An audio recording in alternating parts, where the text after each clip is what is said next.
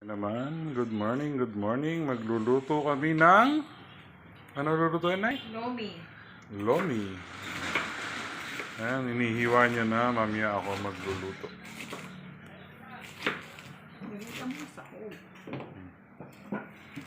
Ayan, so, repolyo. Ito lang, simpleng lomi. Celery, carrot. Ayan. Manok. Atay. Manok at atay. With squid ball yan. Repolyo. Patola. Bawang sibuyas. Ayan. Yan ang menu namin for lunch. Hanggang hapunan na yan.